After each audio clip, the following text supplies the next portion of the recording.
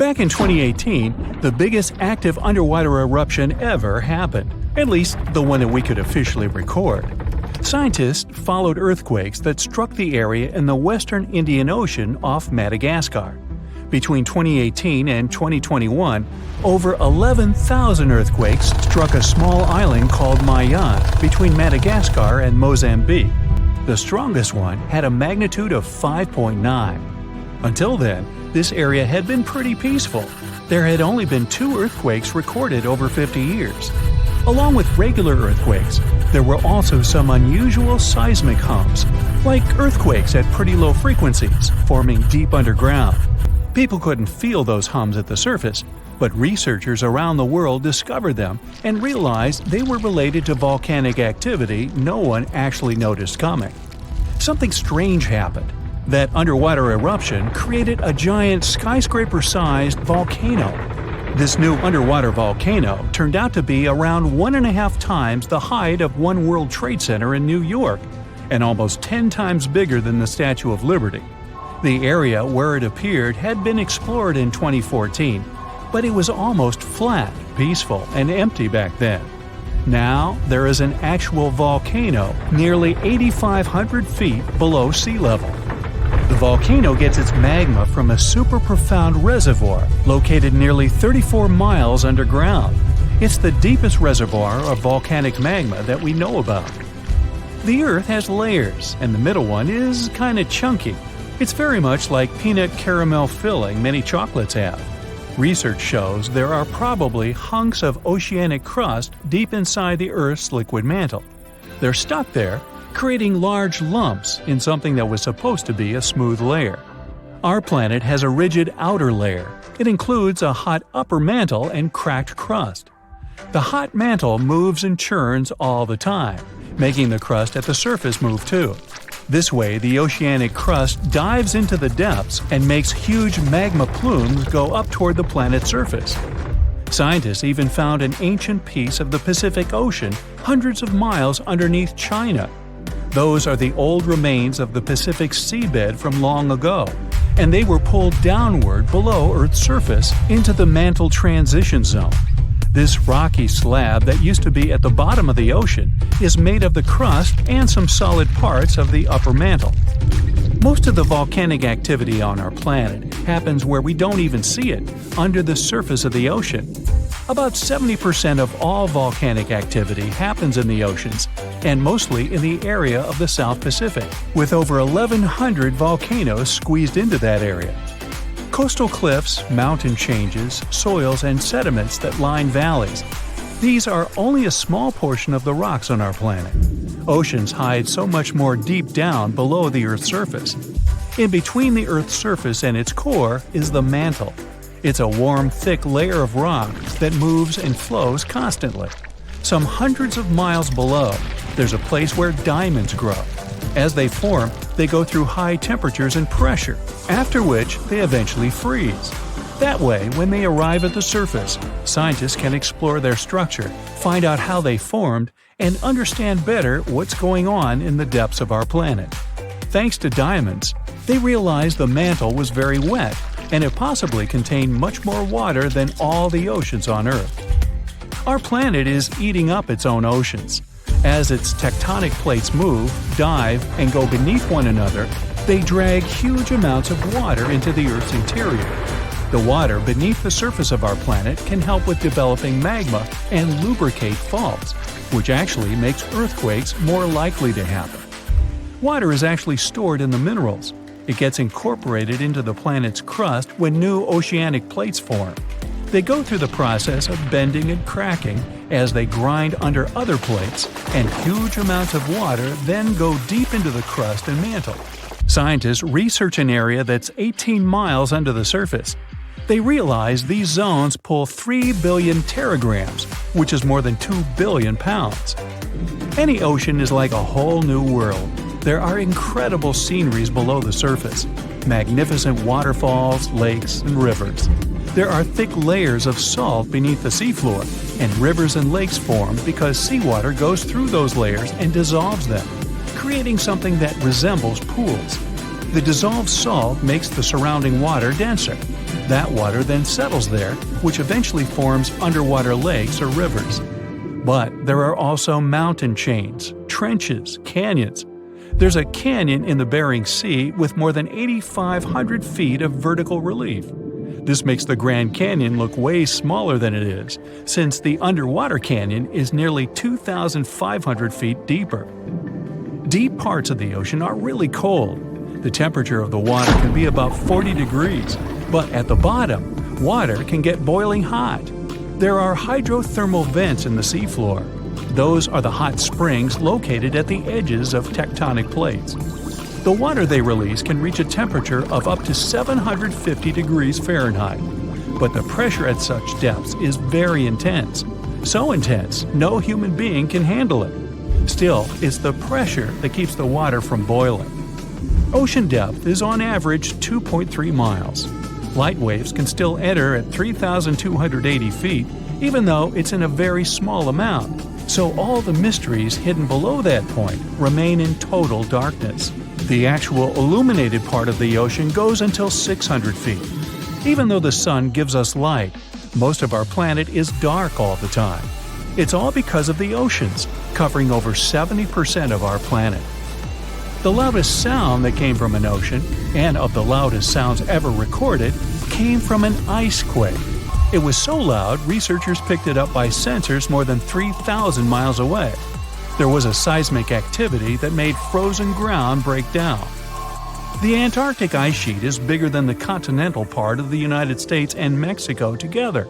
A big iceberg from Antarctica holds over 20 billion gallons of water, which could make a 5-year water supply for 1 million people. Humans can generally drink sea ice, although we can't drink seawater. As time goes by and the ice ages, the brine trapped between ice crystals drains out. That way, ice becomes fresh enough to consume it. If all the ice sheets and glaciers we have on the Earth melted at the same time, the sea level would rise another 260 feet, which is just a little shorter than the Statue of Liberty, the height of a 26-story building. Clams lived long enough to tell us more about oceans past. Ancient mollusks can live for more than 500 years. To learn more about a tree, you can use its rings to see how old it is. To learn how old a mollusk is, you can examine its rings within the shell and tell. This is also how scientists get information about the ocean, climate, and whatsoever. Clams can help take a look at what happened about 1,000 years ago. The Earth doesn't have 4 but 5 oceans now. The new one, called the Southern Ocean, was officially recognized only a few months ago. It borders the Atlantic, Pacific, and Indian Oceans, so scientists couldn't agree if it's really a new ocean or just part of the colder regions of these 3. We don't only divide oceans on maps, each has different conditions for unique marine species. For example, the Southern Ocean has leopard seals, orcas, minke whales, emperor penguins, and other animals that live in cold icy seas. It's also home to krill, small creatures that look like shrimp and are food for many bigger animals that live there. Life on our planet started about 3.5 billion years ago. I wasn't around then. It's still a mystery how and when exactly, but some theories say life could have first emerged in the depths of the ocean. A few years ago, scientists found microscopic tubes and filaments within rocks formed about 4 billion years ago. These rocks are fragments of ancient oceanic crust. Also, these tiny tubes and filaments are similar to microbes that can still be found on hydrothermal vents in deep parts of the ocean. The idea is these living cells found conditions to stay alive in tiny rocky pores inside the chimneys of those vents, and started the amazing adventure of the evolution of life on our planet. Oh wow, there's a hole in the bottom of the ocean! It seems that the ocean has a leak. But it's not like a leak you would expect, where water is flowing out. It's more like a spring since water is flowing in, not out. This unique leak is something we know as Pythia's Oasis. A grad student was the one who accidentally discovered it. He noticed bubbles that were rising to the surface. Normally, bubbles in the ocean tell us there might be some hydrothermal vents, which are hotspots for some pretty cool things. These vents are actually like hot springs on the seafloor, But instead of bubbling with warm water, they release a fluid that has been superheated in the crust of our planet. When seawater seeps into these cracks and travels deep into the crust, it comes into contact with the extremely hot mantle. This heats seawater to very high temperatures, and as it moves back up towards the surface, it carries dissolved gases and minerals. When the hot fluid shoots out of the vents, it mixes with the surrounding seawater and quickly cools down. Just a short distance away from the vent, the temperature can drop to a comfortable 68 degrees Fahrenheit or so, which is, as it seems, exactly what some creatures like. And there are some real weirdos living down there in the darkness, like ghostly fish, giant red-tipped tube worms, and a unique type of shrimp with eyes on their back. And some of them, like tube worms and bacteria, rely on the chemicals and minerals released by the vents to survive in harsh conditions. But in this case, the bubbling water didn't come from a hydrothermal vent. It was there because of a spring, and that's a bit more concerning. You see, the water in this reservoir needs to stay where it is. If too much of it seeps out, there could be some serious consequences, especially for the surrounding area. You can see this unusual leak along the Cascadia subduction zone, which is a massive fault line off the Pacific Northwest coast. It's a place where two pretty big plates that make up Earth's crust come together and slide along each other.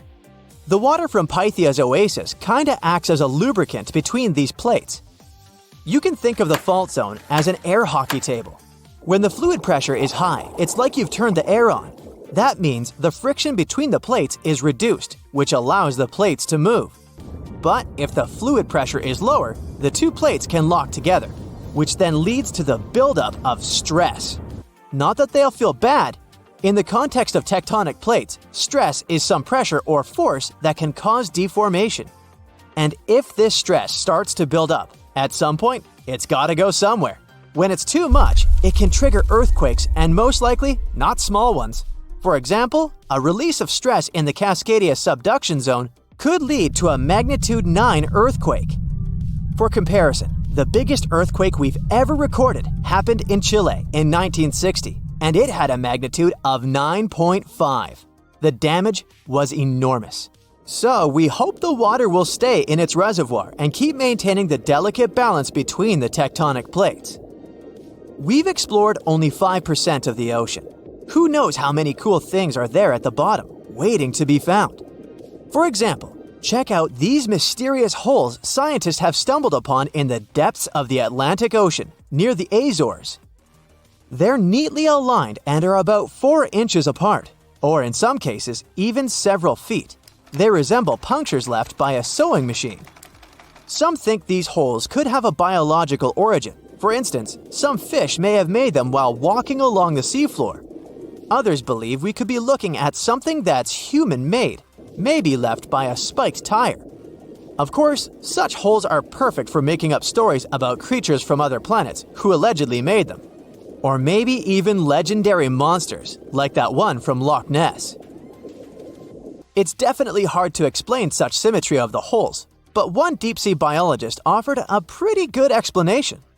He said there could be an animal burrowing beneath the sediment, and from time to time, it could make little chimneys just to get access to clean water circulation in its small burrow. I mean, there are sediment piles around the opening of each hole, and they do support the idea that something pushed the soil from below. But there's still no proof these holes are actually connected beneath the surface. And there are also a lot of things hidden at the bottom of the oceans and seas that ancient civilizations left us. For instance, archaeologists made a really cool discovery off the southern coast of Croatia. A road hidden under layers of sea mud that's 7,000 years old. They found the ancient road at the sunken Neolithic site of Solin. The site of Solin was a human-made island in ancient times, and an archaeologist discovered it 2 years ago. He was studying satellite images of the area around Korčula, one of the beautiful Croatian islands. When he realized there could be something interesting at the bottom of the sea, he dove into the water with his colleague. And under the surface of the Adriatic Sea, which is part of the Mediterranean Sea, at a depth of 13 to 16 feet, they found stone walls that were most likely part of some ancient settlement. The landmass where people built the settlement was separated from the main island by a narrow stretch of land. Luckily, this area is protected from big waves by the surrounding islands, so the site remained relatively well preserved. It's now hidden beneath the surface of the sea and covered in mud. But it's so exciting to imagine how people walked on that road nearly 7,000 years ago, visiting nearby settlements. If you want to see the weirdest creatures, you can always head to the bottom of the sea. Actually, scientists have determined there could be more than 30 potentially new species at the bottom of the Pacific Ocean. They've collected them using their remote-controlled vehicle. That's a big step because until recently, they could only study such creatures through photographs. I'm talking about segmented worms, different types of coral, some invertebrates similar to centipedes, and many others. But there are also many old freaky creatures that we already know about that look like they came from sci-fi movies. Red octopus, blobfish. Okay, this one kinda looks normal until you raise it to the surface. The goblin shark, Sloane's viperfish, zombie worms. Ugh. Yeah, I hear ya. Let's move on. The seafloor hides things from space too. There are traces of rare forms of plutonium and iron at the bottom of the Pacific Ocean. And what's awesome is that all this has come from space. These radioactive materials probably formed during some kind of cataclysmic event in space and eventually made their way out to our beautiful home planet. And this extraterrestrial debris most likely appeared on Earth within the past 10 million years. After it fell to the Pacific Ocean and settled at a depth of almost a mile, it became part of all those layers of rock down there. Plutonium is especially exciting for scientists. I mean, only tiny amounts of it have been found. Hundreds of atoms maybe. But it's still remarkable because these atoms are created by exploding stars. Things like this can help us better understand how the universe produces elements heavier than iron, like plutonium, gold, uranium, and platinum. We're still not sure about the origins of these elements. For a long time, scientists believed that supernovae, which is when a star comes to its end in a fabulous explosion, were responsible for creating these heavy elements. But it seems it's not just that. Some other cosmic events, such as the collision of neutron stars, which are super dense collapsed stars, or some rare types of supernovae, could also be involved. Whoa, let me get my popcorn. Let me take you to a place that seems to be out of this world. Life inside this cave has been isolated from the outside world for about 5.5 million years, and it does show. See for yourself. Due to such a long isolation, the conditions inside the Mobile Cave are like nowhere else on our planet. A unique ecosystem is flourishing there, even though there is a severe lack of sunlight inside the cave, and the air is toxic. The cave, located a few miles west of the Black Sea in Romania, was first discovered in 1986. Nowadays, you can only visit it if you have special permission. Plus, the central caverns are guarded naturally by narrow limestone tunnels and vertical shafts. So, if you're no stranger to claustrophobia, you'd probably better not enter this place. In the depth of the cave, the air has twice less oxygen than the air outside. Instead, it contains a lot of carbon dioxide and hydrogen sulfide, so not the freshest air you can breathe. It's also pitch black inside the cavern. But despite, or should I say thanks to, this cocktail of extremely harsh conditions, the site is a true goldmine for biologists. Shockingly, life seems to be booming here. In a 1996 study, scientists identified 48 species, and 33 of them were unique to the cave. Most of the creatures inhabiting the cave are tiny, with long limbs and antennae that help them navigate in the dark. They have no vision and lack pigment, and it makes sense. Why would you need to be able to see if you live in total darkness? And why would you need to be pretty and colorful with no one to see you? Now, I'm going to take you to another cave. It's no less amazing, but looks very different. This is the Giant Crystal Cave, aka the Cave of the Crystals, in Mexico. These ginormous crystals were found in 2000 by a mining company after the water was pumped out of the cave. Two miners then saw the crystals after entering the drying cave on foot. These awe-inspiring crystals are actually massive gypsum pillars hidden 984 feet underground. They're anchored to the walls, and the floor of the scorching hot cave. Scientists estimate that the crystals could have been already growing for 500,000 years. That's why many of them are so long and wide that you can walk across them. Unfortunately, visiting this wonder of nature is impossible at the moment. But maybe it's for the better, since the giant crystal cave is a dangerous place that can easily turn into a trap. For tens of thousands of years, it was filled with groundwater, which was originally pushed upward into the opening by a magma chamber located in the depths of our planet. The magma under the cave kept the water hot, but eventually the temperature of the water dipped below 136 degrees Fahrenheit. As a result, the water started to fill with calcium and sulfate, whose particles began to recombine into gypsum. And then, white-tinted crystals took over the cave. And since they stayed underwater, they were able to keep growing. You don't have to fly to space to take a closer look at a black hole. Scientists have found something very similar to black holes in the southern Atlantic Ocean. A black hole has such an enormous gravitational pull that once something gets pulled inside, it doesn't have any chance to escape. Even light can't get out of a black hole. But ocean black holes seem to be almost as powerful as their space relatives. But instead of catching the light, they do the same with water. Ocean eddies are massive whirlpools that spin against the main current. They usually swirl billions of tons of water, and most of them are larger than a city. These whirlpools are so powerful that nothing trapped by them can escape. But the scariest thing is that you might not even notice heading into one of them. These things are so huge that you won't spot their boundaries until it's too late. When scientists started exploring ocean vortices with the help of satellites, they discovered the borders of several eddies. After that, they managed to prove that, mathematically, these whirlpools are the same as mysterious black holes in space. Massive eddies are surrounded by super-tight barriers where fluid moves in closed loops. Even water can't get out from the inside of these loops. That's why tight ocean vortices play the role of enormous containers. Water inside them can be totally different from the ocean surrounding an eddy. And I'm not only talking about its temperature. The salt content inside and outside a whirlpool often differs as well. On the thin Curonian spit splitting the Baltic Sea from the Curonian Lagoon, there is one of the most bizarre places on Earth. Locals call this area the Dancing Forest because pine trees in this forest have shockingly unusual shapes. They twist in spirals and circles along the ground. There are some theories why it could be happening, of course. Some people claim that huge amounts of positive and negative energies once clashed in that spot. More down-to-earth individuals believe that the reason is geological. Sandy soil in the area is too unstable to hold trees growing upright.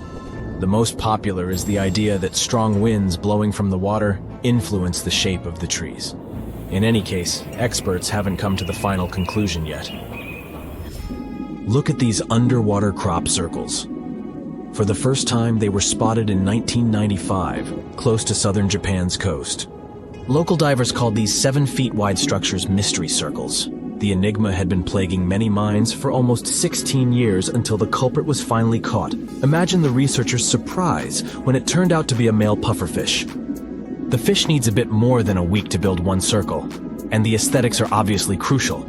A male is swimming inside the circle, digging valleys in the sand with its fins. But that's not all. The fish also use shells and corals to decorate particular parts of their circles. This whole build-a-circle thing has a practical purpose as well.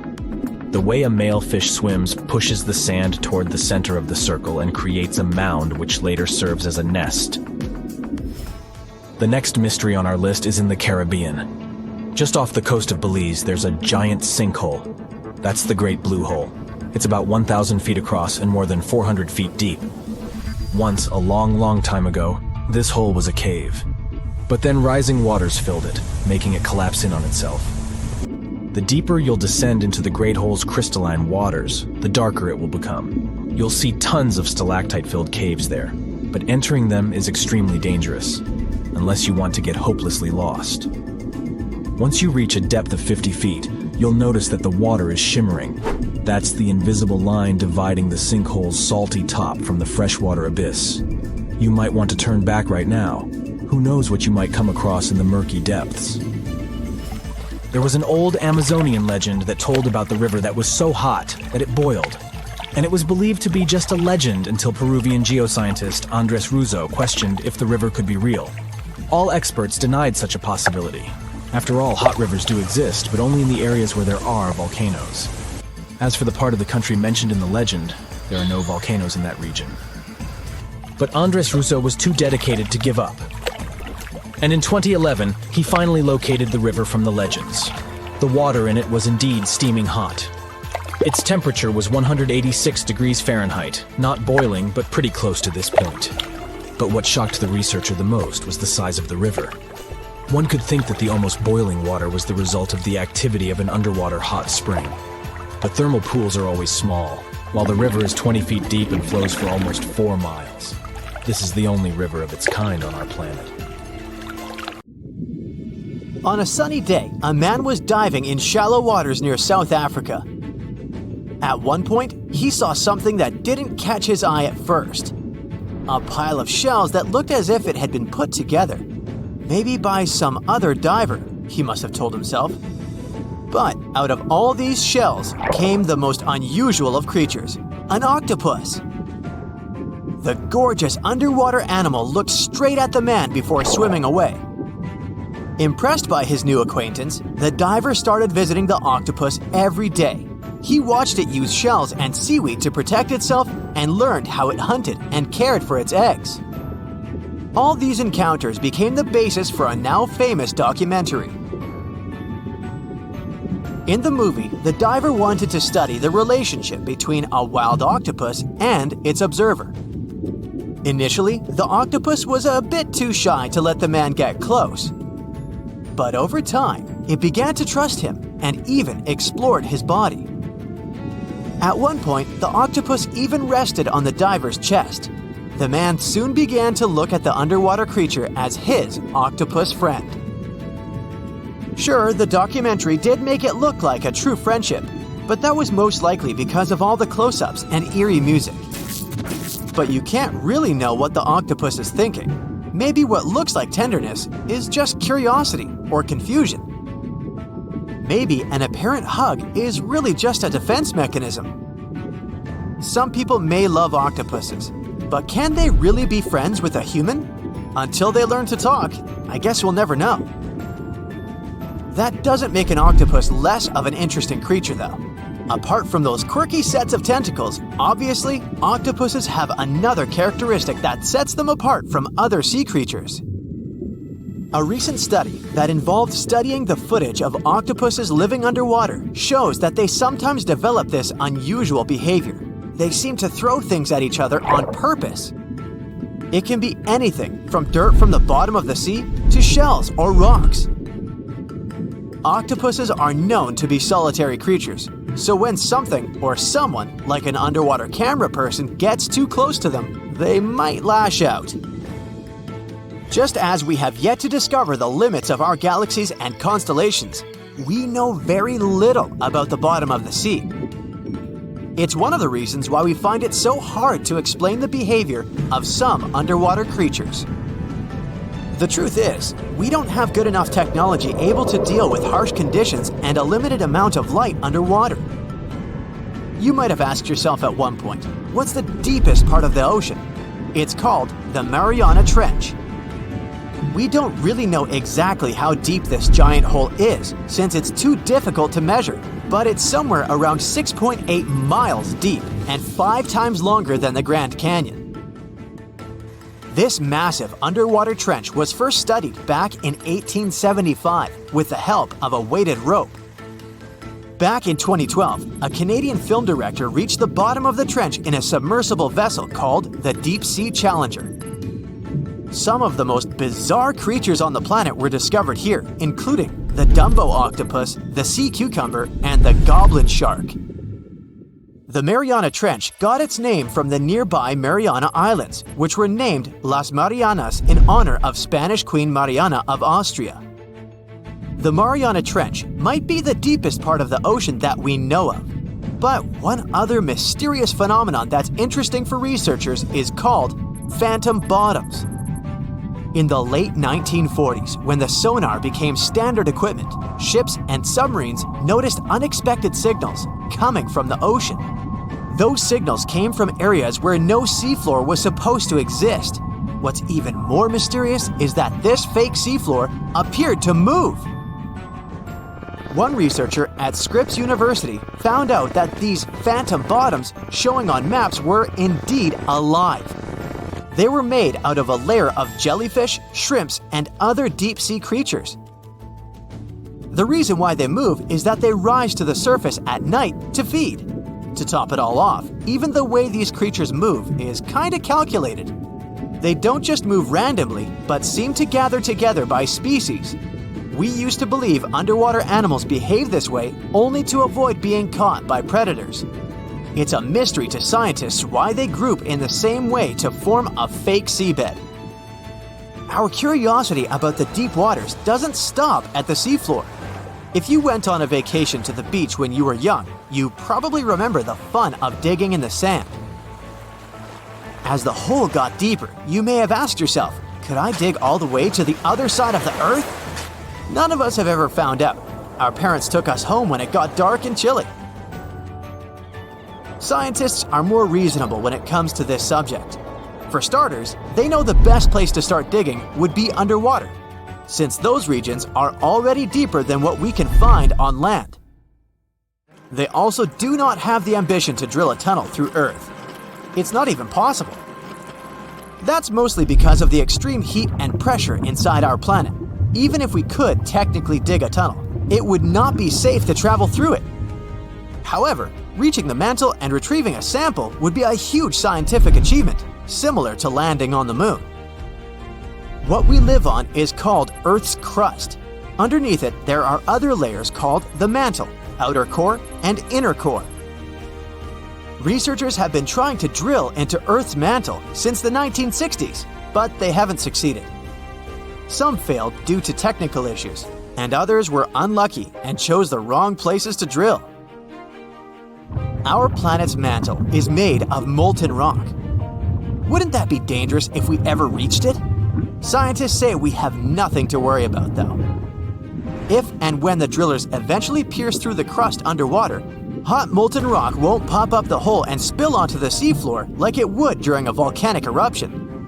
Mantle rocks aren't solid, sure, but they move slowly, at the same speed as your fingernails grow. Another of those famous deep-sea mysteries is that of the 1997 bloop. You heard that right. I'm talking about a weird sound that seemed to come from deep under the waves.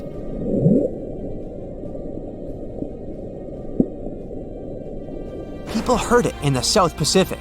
No one had ever recounted a sound like that before.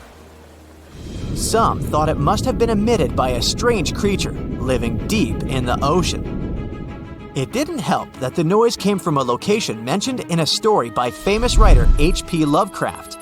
In his story, it was a creature called Cthulhu that lived there.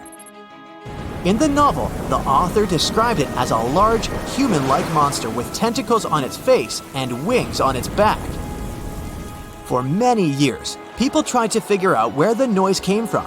It wasn't until 2005 that they concluded it was from icebergs breaking off of glaciers. Some people still don't believe that this explanation truly makes sense and are searching for a different reason for the bloop.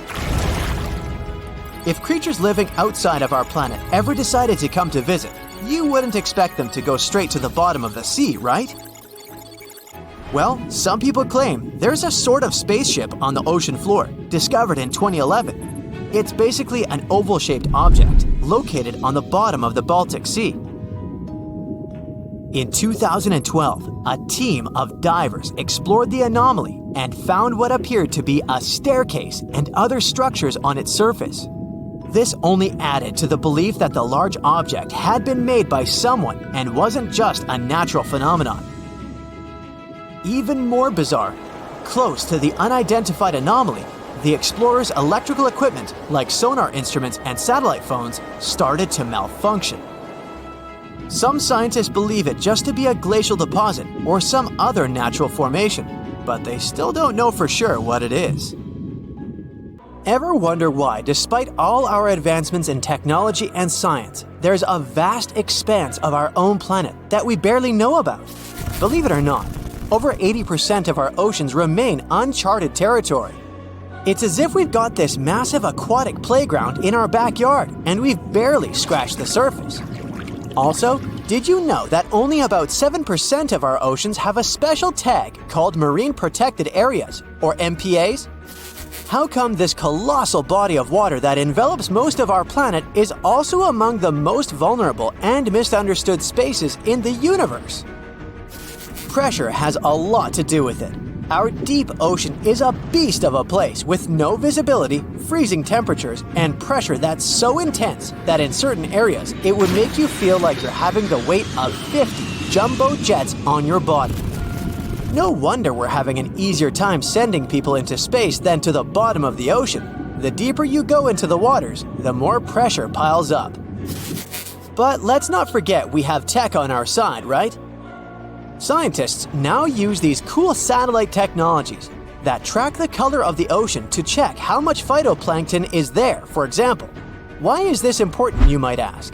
Because these little plant-like critters are actually pretty major players in our big blue oceans. In the grand scheme of things in the aquatic world, phytoplankton is like the bedrock of the ocean food chain. It gives life to almost everything, from the tiny zooplankton, which are animal-like microorganisms, to those colossal, magnificent whales. When these technologies first came around, satellites could get clear images of the ocean faster than a ship could take the same number of measurements in 10 years. But it's not all about looking at the ocean from space. Sometimes you gotta dive in there and see it for yourself. Thankfully, we've come a long way in ocean exploration tech, too. We've got things like floats and drifters that ride the ocean currents while collecting data, and a whole fleet of underwater vehicles, some of which are manned, some remote-controlled, and some even autonomous. Remember James Cameron, the guy who made the movie Titanic? He's super into exploring the ocean, and in 2012, he set a record by going down to the Mariana Trench in a vertical torpedo sub. He thinks there's nothing like being in the ocean and experiencing it firsthand. Other companies use a mix of technologies for their ocean explorations. It led them to discover amazing stuff like a deep-sea coral reef near Morocco, the only one still growing in the Mediterranean Sea.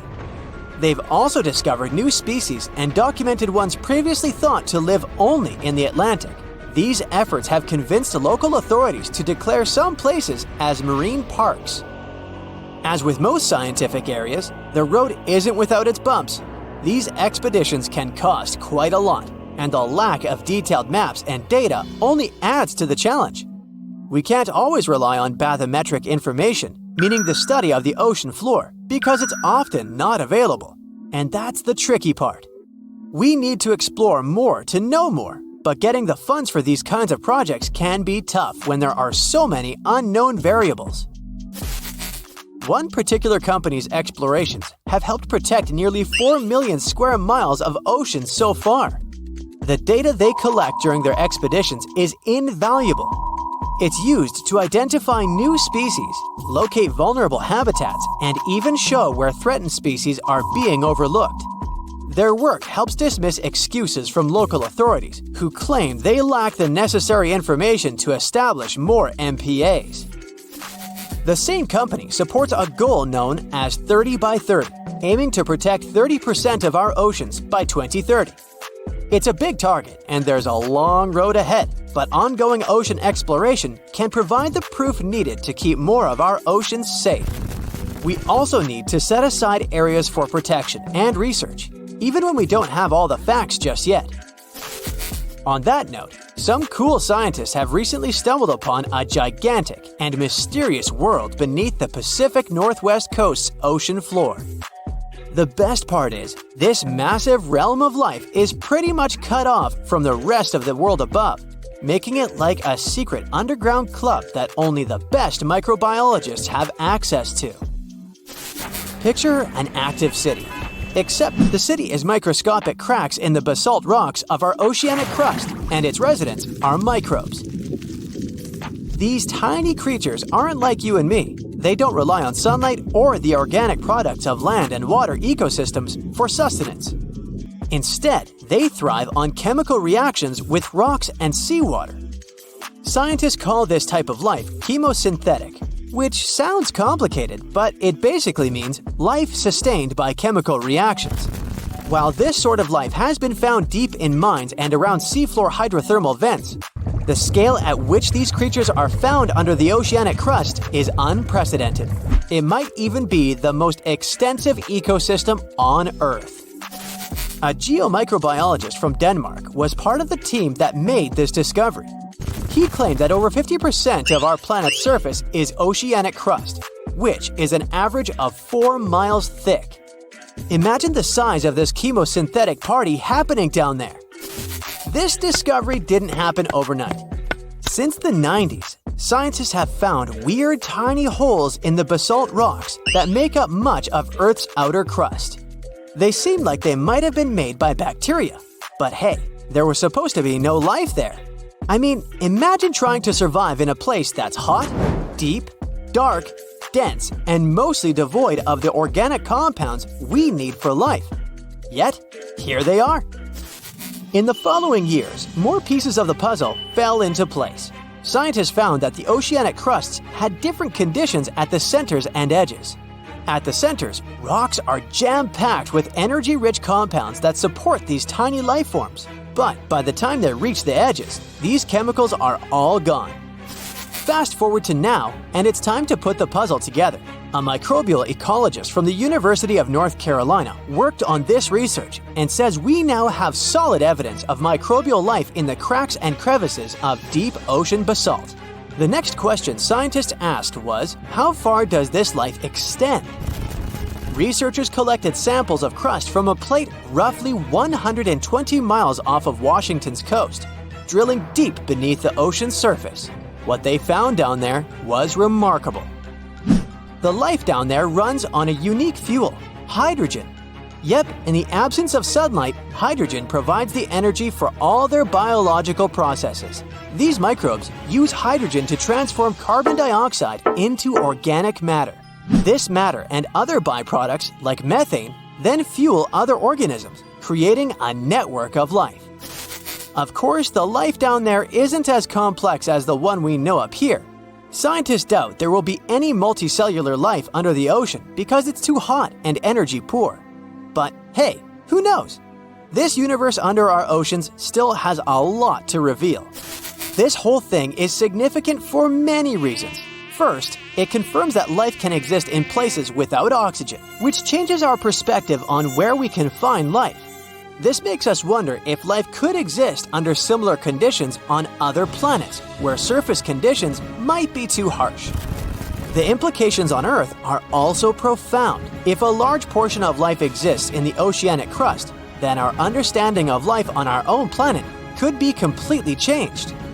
This exciting discovery stretches our understanding of life and prompts us to keep exploring the mysterious depths of our oceans, pushing the limits of our understanding. NASA is also in on the whole deep sea exploration project. Why? Shouldn't they be preoccupied with outer space?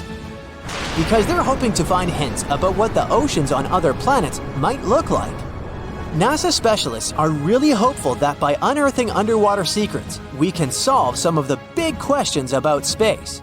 Plus, they're testing some nifty equipment for future journeys across our solar system. When you mention your plans to travel to Tristan da Cunha, the chances are your friends won't even know where this remote island is located. No wonder. Tristan da Cunha is considered the most remote inhabited archipelago in the world, with the nearest populated land, St. Helena, around 1,500 miles away. There are only 229 people living on Tristan da Cunha now. In such a close-knit community, everyone is someone's cousin, uncle, or maybe just a friend, but everyone knows each other for sure. There are as few as 10 last names on the island, representing just 10 families. Getting there is quite an adventure. There are no airports on the island, which means your journey will be primarily by sea. Typically, it requires a days-long voyage from South Africa. Only 3 ships regularly service the island, with fewer than a dozen trips each year. Some cruise lines may include it in their itineraries, but travel arrangements must be made well in advance. due to limited berths available on the ship from Cape Town, and you'll also need landing permission. While Tristan doesn't have traditional hotels, there are several guest houses, and you might also have the chance to stay with a local family. They will provide you with a place to sleep, 3 meals a day, and laundry services. 88% of what you pay goes directly to the island family, and only 12% is tax. By the way, the accommodation is surprisingly affordable. It was around £65 for a full board in 2024. Yep, they do use sterling, being a part of overseas British territory. But there's also this local currency called St. Helena Pound, used at parity with sterlings. By the way, it's only been around 80 years since the island started using actual money. In 1942, the naval station began paying cash wages, and it helped Tristan Islanders to move from a barter economy to a cash-based system, and allowed them the novelty of making their first cash purchases. Just a heads up, pack everything you might need before you go, as you definitely won't come across Walmart there. I mean, don't get me wrong, there's a supermarket and all, but it's just not the way you're used to, with endless shelves displaying endless oversized mayo jars. Tristan's Island Store, often referred to as the supermarket, lacks plate glass windows and flashy advertisements, and let's be honest, it looks like an abandoned barn from the outside. Still, it plays a crucial role in providing essential goods to complement locally produced foods and woolens. If a resident wants to buy something, they must place orders months in advance for items that arrive with incoming ships. The store operates Monday through Friday. Today, the islanders continue to cultivate their own crops and raise livestock. The supermarket has become a vital source for other essentials like flour, sugar, and a variety of groceries including frozen bread and products typical of the UK or South African supermarkets. And even though the island's economy relies heavily on fishing, especially rock lobsters, islanders are largely self-sufficient. Let's move to another destination that's super hard to reach, but this time it's a level up in difficulty. I'm talking about the notorious Hypoxia City, the place with the smallest amount of oxygen on the planet. Sure thing, it's a nickname. The real name is La Rinconada. This place is located in Peru. Getting there means climbing over 16,000 feet up into the mountains. And what did you expect from the highest city on Earth?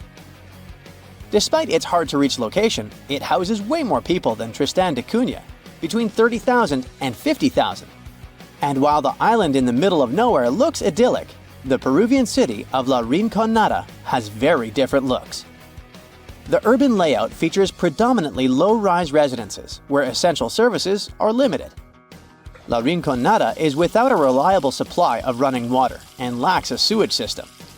The community does not have a waste collection service, which forces residents to either burn or bury their garbage. Moreover, up until the early 2000s, La Rinconada did not have access to electricity. Most things, including the most essential foods, must be brought here from outside. Despite originally being a minor city, right now it has a wider range of activities to make your living. Some people are busy with trading, food, clothes, you name it. Others provide services, and some people even open public restrooms. Architectural-wise, La Rinconada has very little to offer. The pattern is quite predictable. Huts made from corrugated metal that are unstable and rusting. The choice of materials is dictated by practicality. These metal sheets are the lightest and easiest for miners to transport to the glacier.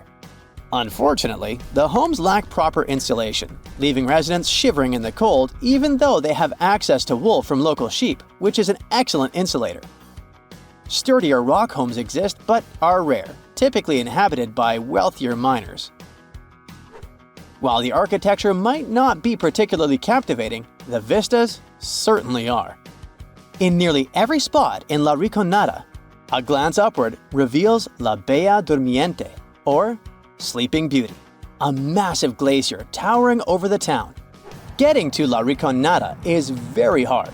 First, you'll need to fly into Alejandro Velasco Astete International Airport in Cusco, Peru. Once you're in Cusco, you can catch a train or a bus to Puno, which is right by Lake Titicaca. Here's where it gets a bit tricky.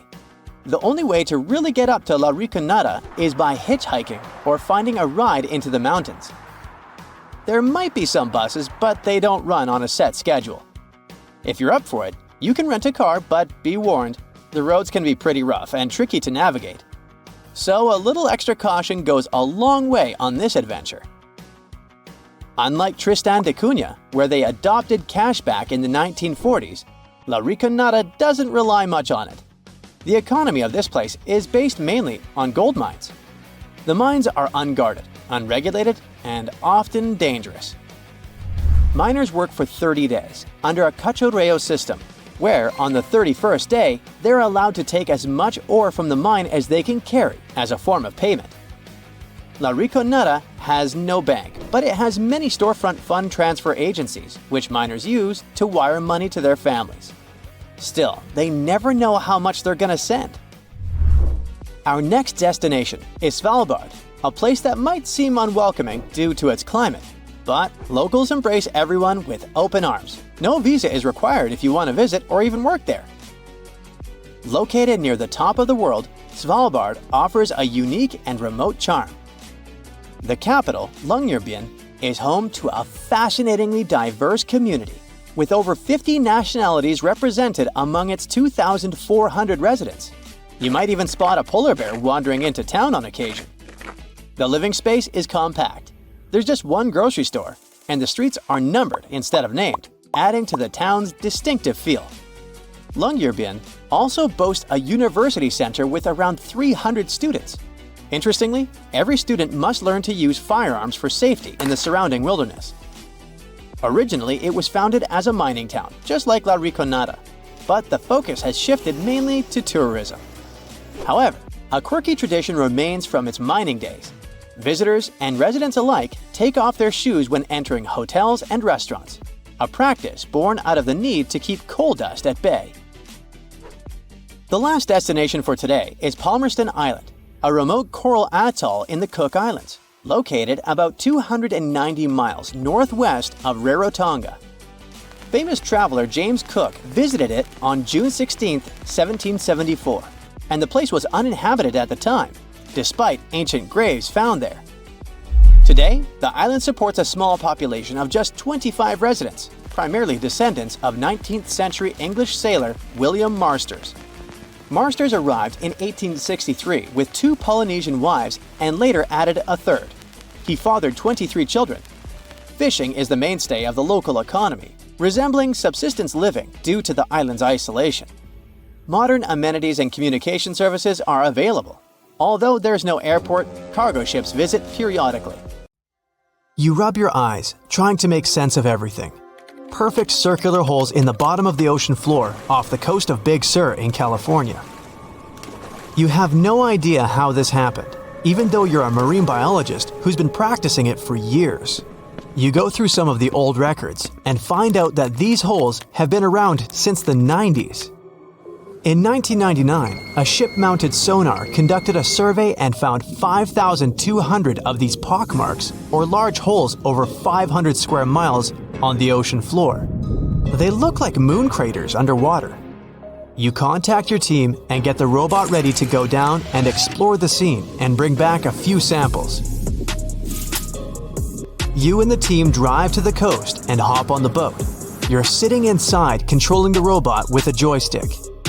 Your teammate sets the robot in the water and drives it down. Everything seems normal near the surface, but as the robot goes lower, the pockmarks start appearing. A bunch of boats swift past you, making you lose your balance and focus. The robot turns on the flashlight so you can see better. But as it goes lower, the resolution is less crisp. It almost reaches the bottom, and the holes are smooth and nearly perfect circular shapes. Some of these holes that were visible in the sonar reading measure more than 30 feet across and 15 feet deep.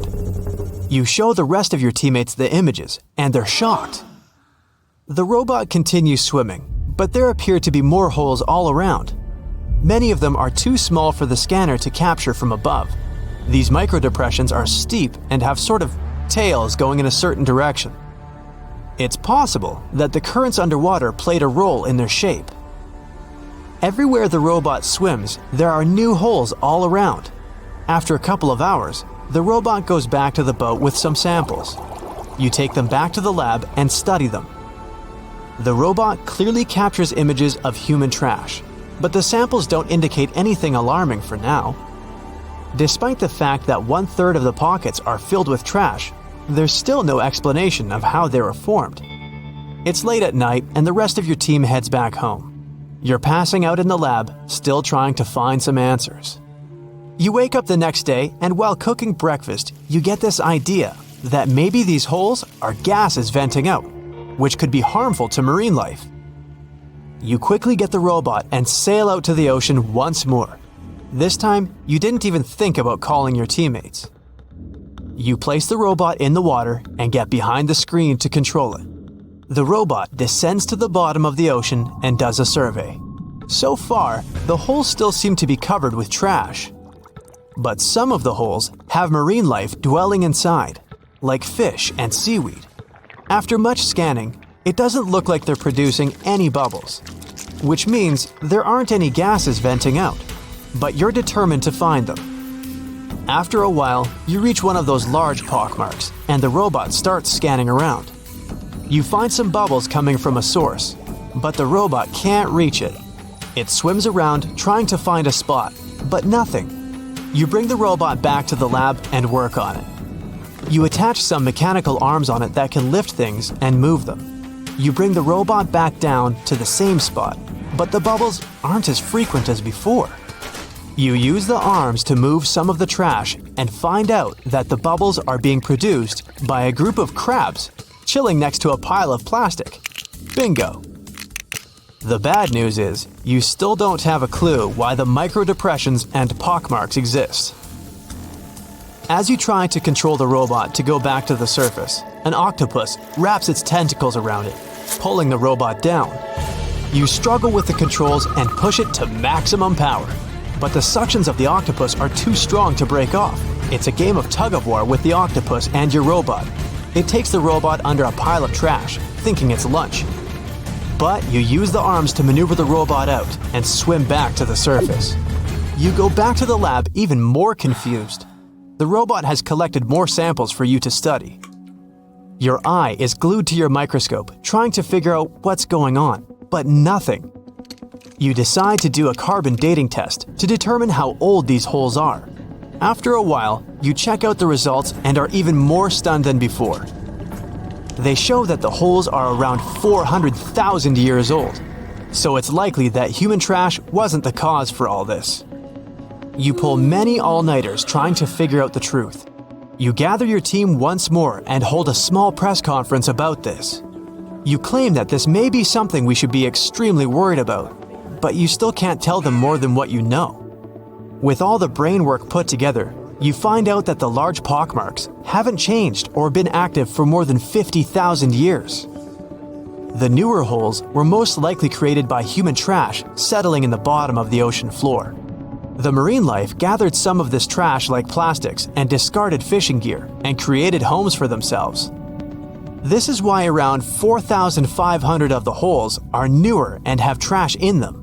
But it still doesn't answer why the holes appeared in the first place. You're back to square one. The only way to see what's really going on is to clear up the trash from underwater and study them. The story makes headlines in the local community and catches the attention of a cleanup crew. You organize a trip to the ocean and begin the extraction of all the trash. Many cleanup boats arrive and everyone drops down a net to collect the trash. You send down the robot once more to make sure the nets are hitting the right spot. As most of the trash is being collected, many marine life animals scramble and try to find a way to escape. Everyone makes sure not to hurt them. After a couple of weeks, all the holes are cleared up from the trash. You do another sonar scan from the surface and can see the holes clearer than before. But you still don't have an answer for this. You do some more research trying to see if any other holes appeared around the world. On the other side of the country is a mysterious blue hole off of Florida's Gulf Coast. You catch the nearest flight to Florida and make an appointment with the scientist in charge of the expedition. Blue holes are underwater sinkholes that open below the seabed. Just like on the surface, the underwater world also has sinkholes. This one is called the Green Banana and is 150 feet below, and the hole is 435 feet deep.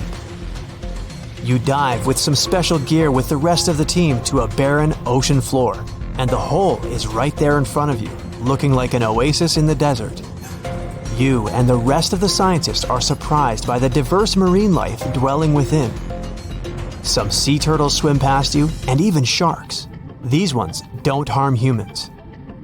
Halfway through, you reach a narrow path, which makes it difficult for humans to pass through. But everyone is careful. There are corals, sponges, mollusks around the corner. You collect some samples and go back to the lab.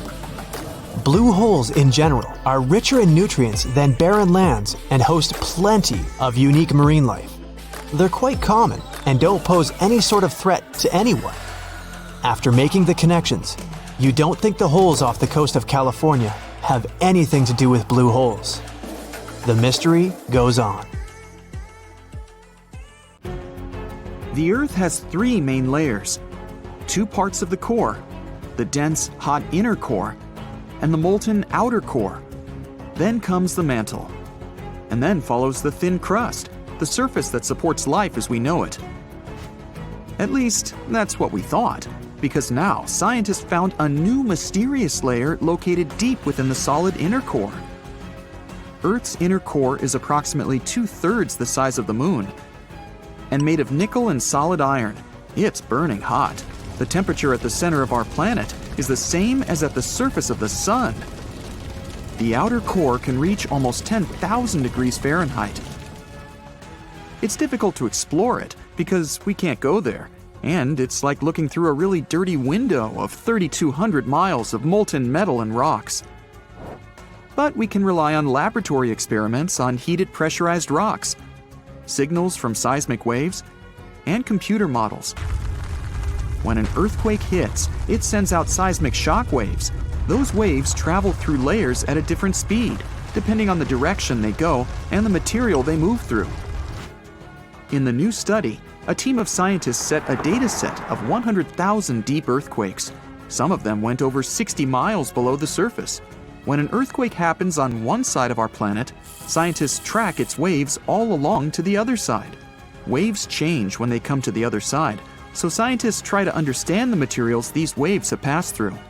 They found a new layer in the core of our planet thanks to earthquakes. Normally, shock waves travel along the equator, but down below, they digress and go into different directions, about 60 degrees to the side. When waves pass through the inner core going from north to south, they will travel more quickly than waves going through the core parallel to the equator. It's important to understand the core because it creates our magnetic field, which in turn protects the planet from things like solar winds that are charged particles coming from the sun.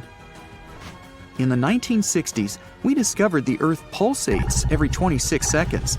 It's like clockwork, a giant heartbeat. The ground is slightly shaking, but we mostly don't feel it. Researchers can still track it. Some of them think the continental shelf comes as a huge wave break under the oceans. For example, the highest part of the North American continent falls off into a deep abyssal plain. One theory says waves hit this spot, producing regular pulses. It's like having all kinds of drums. You hit them with your hands and accidentally slam that one spot that produces the right harmonic bang to rattle our entire planet. If this theory is true, we're lucky there are no more spots like this that can shake the Earth. Other scientists believe the pulsation happens because there's a volcano near the critical spot, the island of Sao Tome in the Bight of Boni. You're walking, running, and jumping, but when you stop, it always feels like you're standing still. In reality, you're moving even when you're perfectly still because our planet is always on the move. Depending on where you're at, you could be spinning through the universe at more than 1,000 miles per hour. If you're on the equator, you'll move the fastest. Let's say you have a basketball spinning on your finger. Check the ball's equator. A random point on it has farther to go in just one spin than any point near your finger. That means the point on the equator is moving more quickly. The Earth is a planet that recycles all the time. The ground we're walking on is recycled. Our planet's rock cycle turns rocks of one type into another. That's a cycle that goes on and on. The depths of our planet are filled with magma. As magma is going out onto the surface, it hardens into rock. Tectonic processes like volcanic activity, earthquakes, mountain building, and all of the other processes that shape the surface of our planet bring that rock to the Earth's surface. When the rock is on the surface, erosion shapes it and shaves its bits off. Those small particles then get deposited. All the pressure coming from above compacts the particles into sedimentary rocks, like, for example, sandstone. Sedimentary rocks can also end up deeper and deeper under the Earth's surface. Since there's a lot of heat and pressure, they get cooked into metamorphic rocks. They can go back to the surface once again, or even end up being re-eroded. Sometimes the crust plates are pushing one under another, and this way, rocks can transform into magma once again. We've explored only 5% of the ocean so far. The ocean itself, as well as life below the seafloor, is still a mystery. The sediments that are underlying our oceans are home to different microorganisms that exist even at depths of 1.5 miles beneath the seafloor. There are microbes hidden deep inside volcanic rocks below the seafloor off of the parts of the Pacific, hidden under 870 feet of sediment. The biosphere under the seafloor is growing extremely slowly compared to life on the surface. Cell division happens every 10 to 1,000 years. Something's different about the Earth's axis. Climate changes and melting glaciers, mostly in the regions like the Himalayas and Alaska, made the axis shift. Our planet has two kinds of poles. Are the south and north magnetic poles. They affect things such as drift and navigation. The axis that the Earth is spinning around is another kind of pole. It shifted a little bit over time, but we don't know exactly why. Researchers realize there are moving masses of water, pushing the Earth's axis eastward. Take a basin of water as an example. If you're moving it back and forth, sloshing makes the water move its weight all around. A similar thing is happening on a planetary level. No matter how large an earthquake is, no human could ever feel an earthquake on the opposite side of the Earth, although some people claim they did. In 2013, there was one near the Kuril Islands with a magnitude of 8.5. It went around 400 miles deep. It was so strong, people in Australia reported they could feel the ground shaking. The strongest earthquake happened in Chile in 1960 with a magnitude of 9.5. The rupture zone stretched from 311 miles to almost 620 miles along the country's coast. Earthquakes with a magnitude of 10 or higher can't happen. The magnitude depends on the length of the fault where it occurs. The longer the fault, the bigger the earthquake. A fault is a break in a part of the planet's crust. It has rocks on both sides, and they move past each other. We haven't found a fault long enough to generate earthquakes with a magnitude of 10 or more. If it happened, it would extend around most of our planet. An earthquake with a magnitude of 12 would require a fault larger than our planet. One side of our planet is getting colder than the other. The Earth has a system that keeps it warm from the inside, a red-hot liquid interior deep below the surface. It spins and, at the same time, generates a magnetic field and gravity. That way, the Earth's core holds the atmosphere closer to the planet's surface. The Earth also absorbs heat from the sun, mostly on the surface. The heat doesn't spread equally on all parts of the Earth. One side of the planet, the Pacific Hemisphere, is losing heat more quickly than another, the African Hemisphere. This happens because land traps more heat than the surface under the ocean. The seafloor is way thinner than the landmass. Also, the temperature caused by the heat coming from inside the Earth is getting lower because of huge amounts of cold water above it. Clouds are not just like some fluffy distant pieces of cotton. They weigh more than 1 million pounds and help regulate our planet's temperature.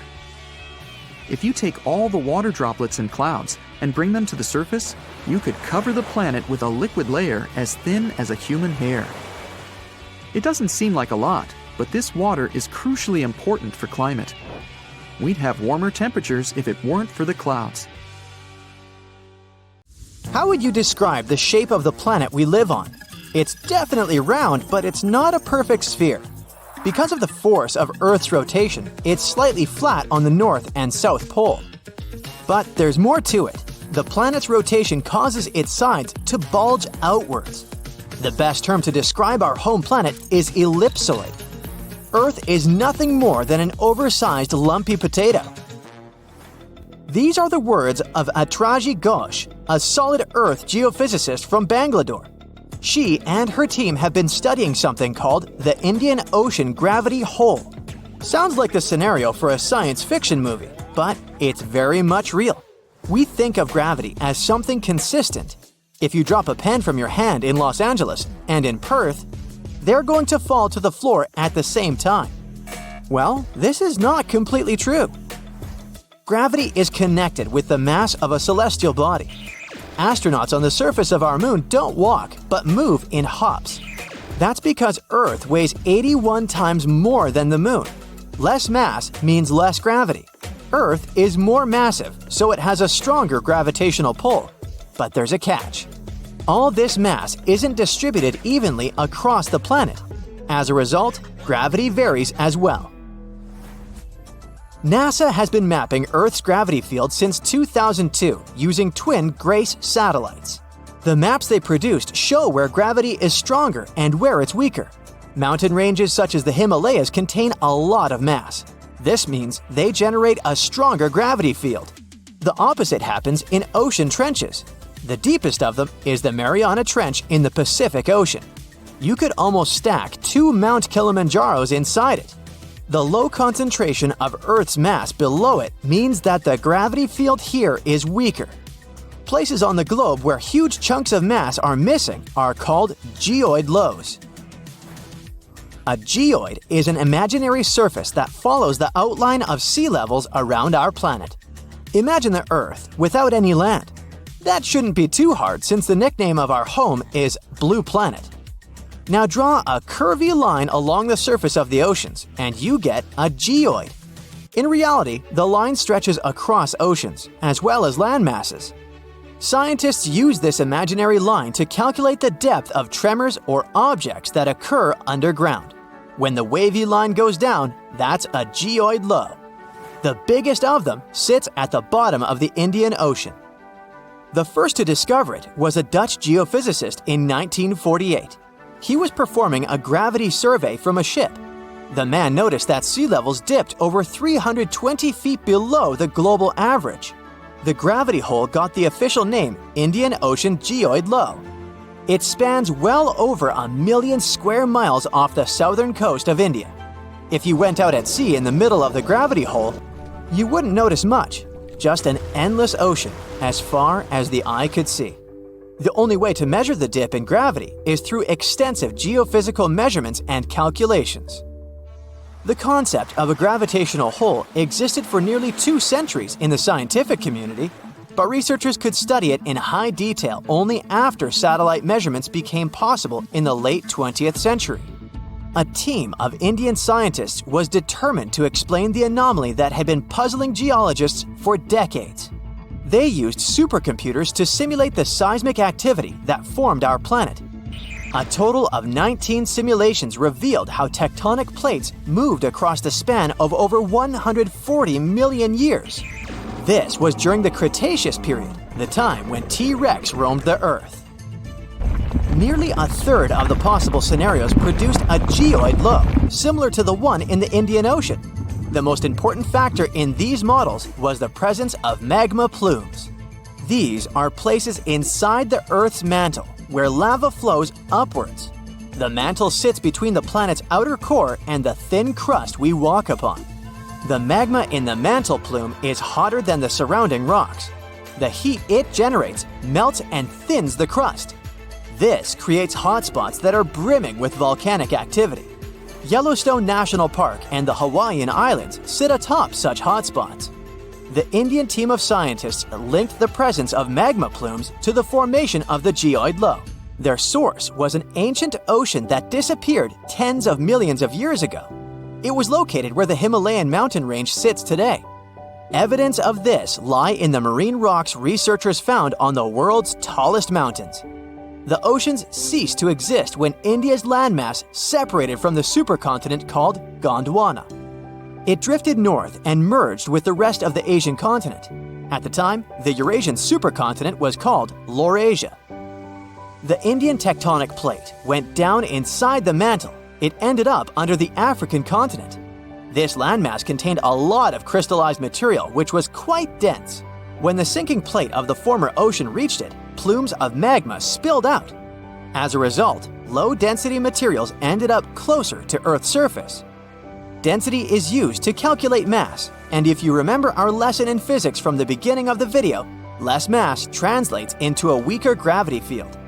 Scientists believe this is how the geoid low in the Indian Ocean formed some 20 million years ago. At this point in prehistory, the Earth looked a lot like it does today. There were vast grasslands, and whales swam in the seas. Geophysicists who created the computer model cannot tell for sure what will happen in the future. Ghosh thinks it's possible that the gravity hole in the Indian Ocean will remain in place for a long time. But plate movements can also cause the anomaly to fully disappear in the coming eons. Earth's tectonic plates are constantly shifting. They define the shape of our continents and oceans. Experts study plate movements to get a picture of how our world looked millions of years ago. However, telling Earth's geologic future is much more complex. The gravity hole in the Indian Ocean is the biggest, but it's not the only one in the world. Other areas with low gravity include the island of Cuba and the Bahamas. On the opposite side of the spectrum are the Philippines. Here, gravity is stronger than normal, but the poles are the places with the strongest pull to them. They are the closest to the center of the Earth. If you stand directly on the North or the South Pole, you are 3,950 miles from the planet's core. At sea level on the equator, this distance increases by more than 13 miles. Earth's gravitational field also has an effect on your weight. At the equator, you weigh 1% less than you do on the poles. The South Pole is maybe more suitable for this experiment because there is actually ground there. But gravity is the strongest at the North Pole in the middle of the Arctic Ocean. This is where scientists in 2013 recorded the highest gravitational acceleration on the planet. This is the rate a falling object speeds up in free fall. The acceleration depends on the strength of gravity. When a team of researchers from a university in Perth set out to map these gravity changes, they discovered something interesting. Gravitational acceleration was the highest at the surface of the Arctic Ocean. This is something they expect to find, but the location of the lowest acceleration point amazed them. It wasn't on the equator as they assumed. The spot lay more than 600 miles south of it at Mount Huascarán in Peru. Scientists believe that the mountain's height had an effect on the phenomenon. This peak in the Andes is the highest point in the South American country. Hypothetically speaking, if a human falls from a height of 330 feet here, they will reach the ground 16 milliseconds later than if they performed the same stunt in the Arctic. In 2018, the most powerful underwater earthquake occurred between East Africa and Madagascar. There was a deep rift between the Earth's crust and the mantle. Hundreds of thousands of tons of magma came out on the surface of the ocean floor. After that, a huge underwater volcano with a height of 2,700 feet was formed near the coast of Madagascar. This is almost twice the height of the Empire State Building, and all this is hidden under the water. French scientists studied this place since it had regular seismic activity. When the geologists went on an expedition to the coast of Madagascar, they discovered this giant underwater rock, which was not here until recently. With the help of geological equipment, they discovered the earthquake happened deeper than usual, below the Earth's crust. Geologists created a special observatory to monitor the situation at this site in real time. Between February and May 2019, They recorded about 17,000 seismic activities below the ocean floor. Scientists had never recorded such deep earthquakes. This suggests that there are reservoirs and drainage systems inside our planet through which magma flows. It's like the veins and vessels of a living organism. The volume of lava the volcano spews at this place can be compared with the volcanic eruptions in the hottest spots of Earth. Perhaps this is one of the most catastrophic, but at the same time, beautiful events in nature over the past few years. To understand what can be beautiful about this, let's first figure out what an underwater volcano is and how it works. Inside our planet, there are incandescent liquid metals and molten rocks containing almost all the chemical elements from the periodic table. All this hot substance is called magma, which constantly flows in the planet's bowels. Anyway, magma is lighter than the surrounding Earth's crust, so it always tries to break out upwards. Fortunately, the surface of our planet is strong enough and doesn't allow magma to splash out. But sometimes it happens, and here's why. The Earth's crust consists of many solid parts, tectonic plates. These plates collide with each other because of movement. Imagine a massive picture of puzzles. Each detail of this puzzle is a tectonic plate, and they all are constantly moving. Sometimes one puzzle gets unhooked from another. When this happens, magma immediately spills out of the resulting gap. And these places of faults with flowing magma we call volcanoes. When such a volcano erupts, a new geology begins. A splash of magma shakes the ocean floor. Lava and ash erupt from the inside of our planet. It causes a release of destructive energy of incredible power. But thanks to the water, such a catastrophe can go unnoticed. More than 70% of the seismic activity associated with volcanoes occurs underwater, and almost no one notices it. But inside the water, there's a total mess. Lava heats the water and destroys the seabed. The ocean in this area boils, and large air bubbles rise up. But the enormous pressure of hundreds of millions of gallons of water suppresses the volcano's destructive power. Molten rocks of the Earth's crust are pressed against the seabed. The ocean blocks the consequences of the disaster, but sometimes the eruption gets to the surface. Such a case occurred in 2012. Vast pieces of pumice, the size of a van, began to float up in the southeastern Pacific Ocean. There were hundreds, even thousands of them. It was more like a group of unknown islands. Volcanic rocks scattered in the ocean over an area twice as large as New Zealand. Scientists used deep-sea sonar apparatus on the remote control to determine the full scale of the disaster. They studied the seabed for a long time and found 14 craters that released lava. The researchers saw that more than a third of the erupted volcanic material surfaced and scattered throughout the ocean. The rest was scattered along the bottom. It destroyed all marine life in the area. However, after the eruption of volcanoes, life is reborn like a phoenix from the ashes.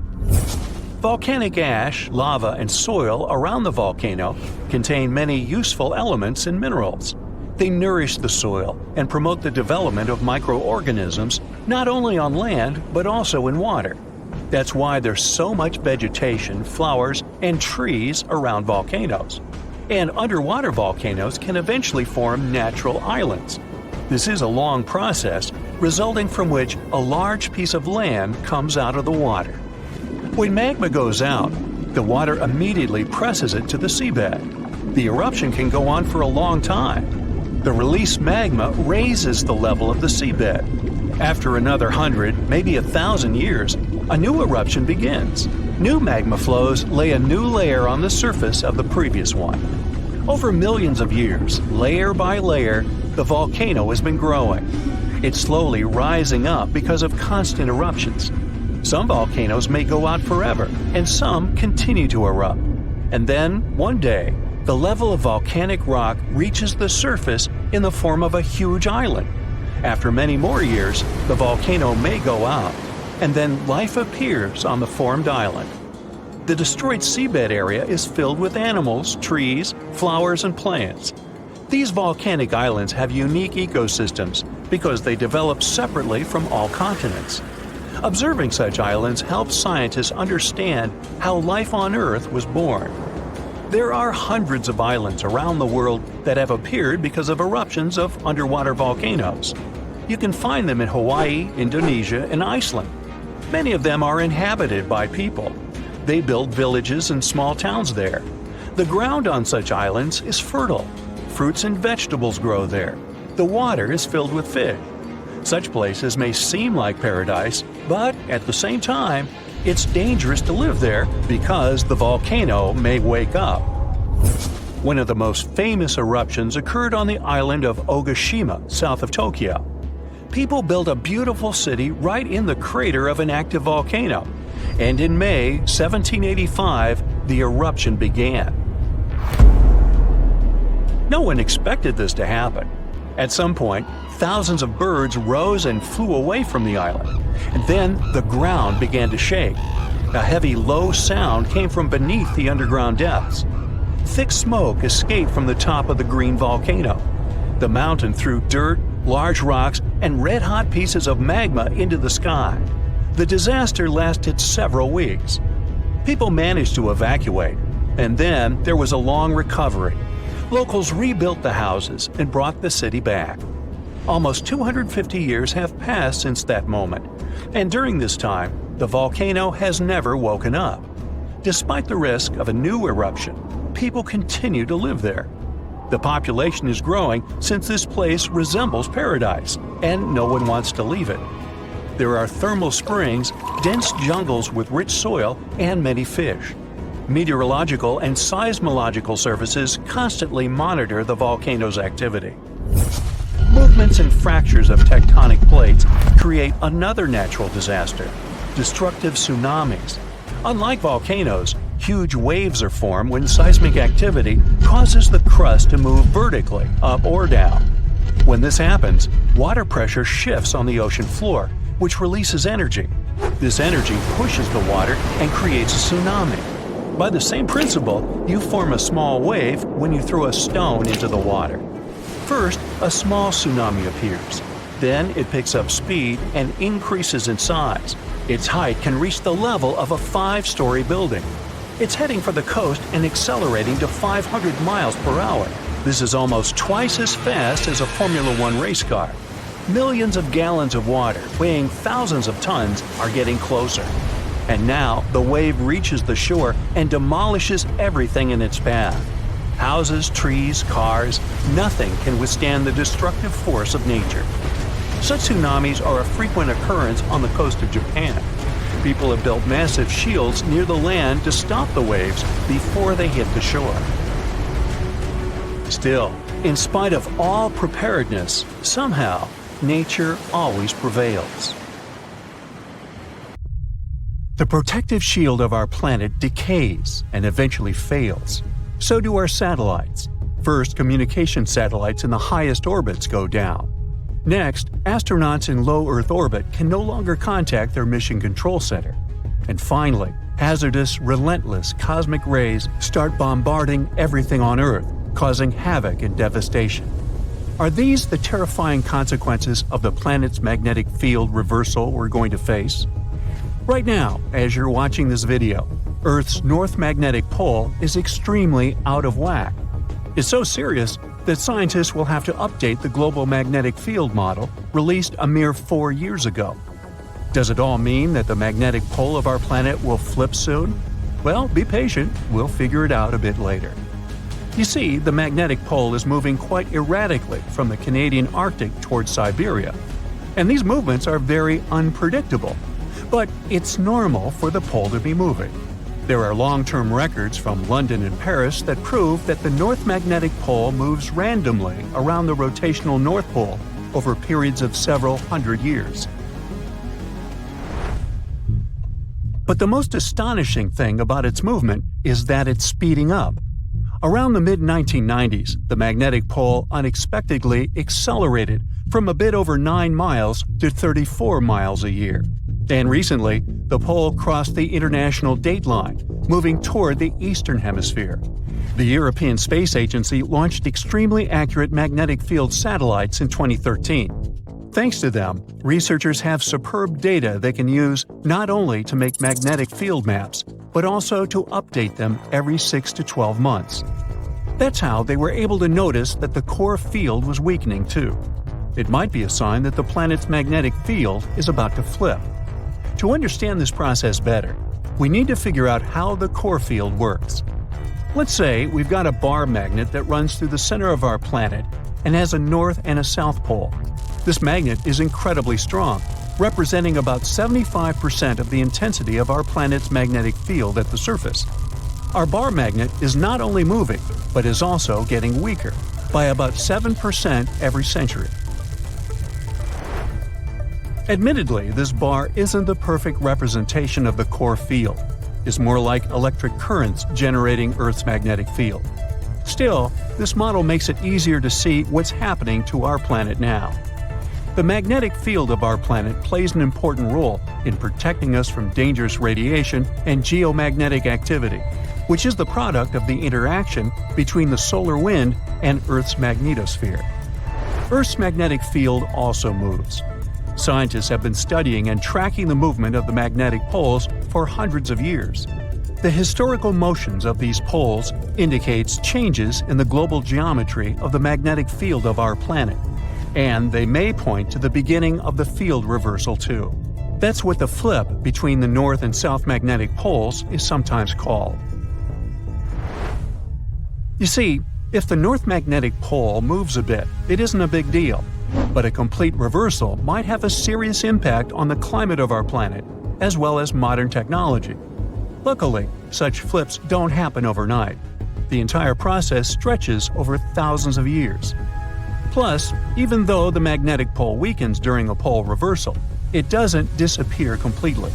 So those scary events from the beginning of the video aren't likely to happen to us. The magnetosphere will continue protecting the planet from cosmic rays and charged solar particles, even though there might be some amount of particulate radiation that will make it to Earth's surface. Magnetic fields are generated by moving electric charges. If some material allows these charges to easily move in it, it's called a conductor. Metal is a great conductor, and we often use it to transfer electric currents from one place to another. In this case, the electric current is negative charges called electrons moving through the metal. The current is what generates a magnetic field.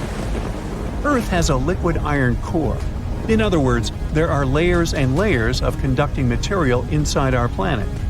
Currents of charges are constantly moving through the core, and the liquid metal is also moving and circulating there, generating the magnetic field. This magnetic field, in turn, produces something resembling a bubble around the planet. It's called the magnetosphere, and it's located above the uppermost part of the atmosphere.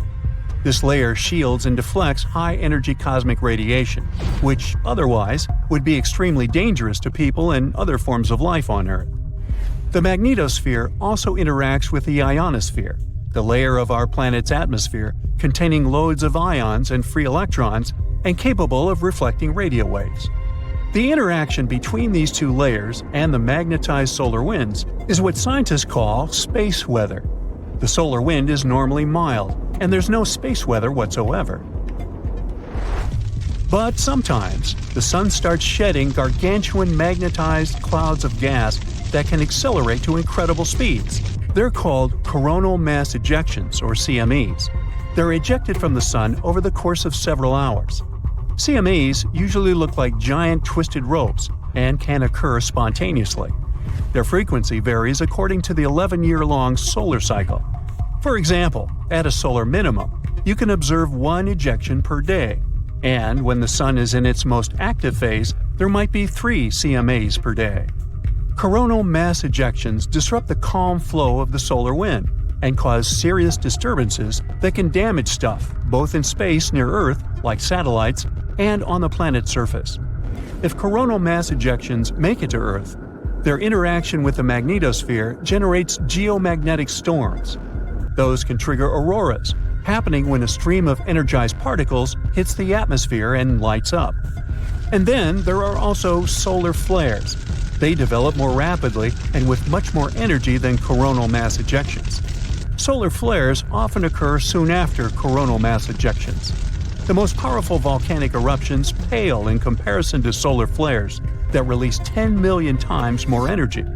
Within a few minutes, one solar flare can give out billions of tons of charged particles. Solar flares are also insanely hot, with temperatures reaching several million degrees Fahrenheit. Astronomers believe that such bursts of solar radiation happen when the sun's magnetic field gets twisted in some regions. At one moment, all the pent-up energy is released. The star sends out light and particles, mostly electrons and protons. Most solar flares last for minutes, but some continue for hours. A powerful solar storm can potentially cause a devastating global blackout on Earth. If not for the Earth's magnetosphere, the effects of the sun's activity would be much more devastating.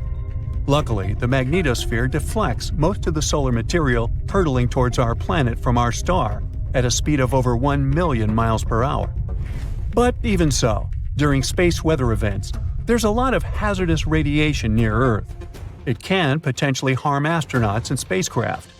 Plus, space weather can damage large conducting systems, for example, pipelines and power grids, by overloading currents running inside them. Scientists regularly map and track the overall orientation and shape of our planet's magnetic field. To do it, they use local measurements of the field's orientation and magnitude. That's why they've been able to conclude that the location of the North Magnetic Pole has moved by almost 600 miles since the first measurements were taken in 1831. The magnetic field of our planet reverses on a timescale varying between 100,000 to 1 million years. One can tell how often it happens by looking at volcanic rocks at the bottom of the ocean. They capture the orientation and strength of Earth's magnetic field at the time of their creation. So, dating those rocks gives us a good picture of how our planet's magnetic field has evolved over time. From a geological point of view, field reversals happen quite fast, but they are extremely slow from a human perspective. A complete reversal normally takes a couple of thousand years, but during this time, the orientation of the magnetosphere may shift, exposing more of Earth to cosmic radiation. Such events tend to change the concentration of ozone in the atmosphere. In any case, scientists can't say for sure when the next field reversal will happen, but they keep mapping and tracking the movement of our planet's magnetic north. By the way, the Earth isn't the only planet with a magnetic field. Gas giants, like Jupiter, also have a conducting metallic hydrogen layer that generates their magnetic fields. Jupiter's internal magnetic field prevents the solar wind from interacting directly with the planet's atmosphere. You come to sunny California and go for a hike in the San Lucia Mountains. There, you have a strange, unpleasant feeling, as if someone's watching you. You look around but don't see a single soul. That's when you glance at the tops of distant mountains in front of you and your heart skips a beat. Up on the peaks, you can see the outline of a giant humanoid figure, arms stretched out with a magnificent full rainbow circling it. This mysterious figure is dressed in all black. You can't make out any facial expressions or detail, but you can see it moving. Then it vanishes right before your eyes. Congrats! You've just witnessed the Dark Watchers, a phenomenon that's been terrifying hikers in the California mountains for over 300 years. Even now, scientists can't give an exact explanation for this mysterious appearance. What we do know is it's completely natural, probably. One theory claims that there are no silhouettes at all. The human brain just thinks up images created by shadows the clouds cast on the mountains. Over the centuries, people share stories about this legend, and their minds begin to show it, building recognizable objects. The same can happen to you, like when you see the contours of a human face on a burnt piece of toast or the shape of a dog in a passing cloud. The most accepted scientific explanation is what's called a Bakken specter. It's when sunlight gets bent by drops of fog or clouds. That explains the rainbow surrounding these figures.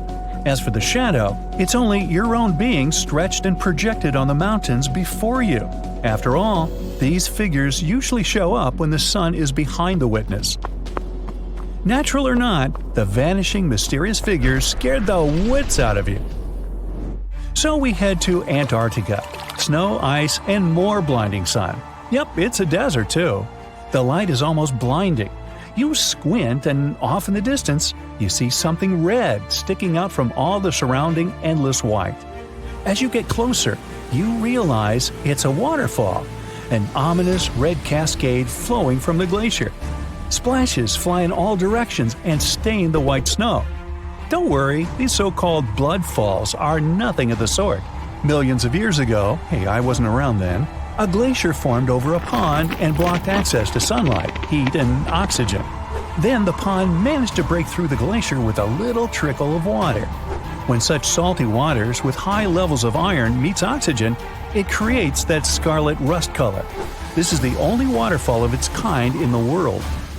As soon as you come to the Namib Desert, you immediately notice something very strange. Sprinkled among the dry grasslands are almost perfect circles of dirt where nothing grows. These massive polka dots are called fairy circles, and, you guessed it, nobody really knows what causes them. The likely culprit is termites eating the grass around their underground colony. That could also explain the circles' differing sizes. The bugs continue to eat as the colony expands outwards, but they stop before they encroach on a neighboring colony. Well, that's neighborly. The patches where you do see grass show a sort of boundary separating different termite populations. So goes the theory. Heading down to Australia's Lake Hillier. Your eyes don't deceive you. Yes, that lake is bubblegum pink and is perfectly safe to swim in. The giant pink puddle is a salt lake, and it's not the only one of its kind in the world. Salt lakes are pink because of a kind of algae and other microorganisms living in them. They produce a red pigment to protect themselves from the sun. What's unique about Lake Hillier, though, is the water is still pink even if you scoop it up into a glass, and it remains bright pink all year round. The same can't be said about other pink lakes. Southeast Asia. You see a tree that looks as if someone poured paint all over it. But the rainbow eucalyptus was painted by nature. Its unusual bark changes colors over time, like a kaleidoscope. It starts off as a bright green shade, then red, orange, purple, and finally brown. Then the colorful cycle starts again. Blood rain looks more terrifying than any horror movie, but in reality, there's nothing strange or unnatural about this weather phenomenon.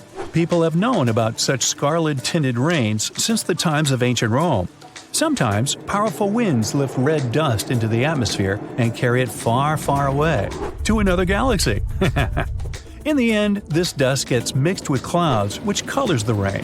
By the way, dust from coal mines can make the rain black. Pollen is responsible for yellow rains, and some other kinds of dust can turn rainwater white.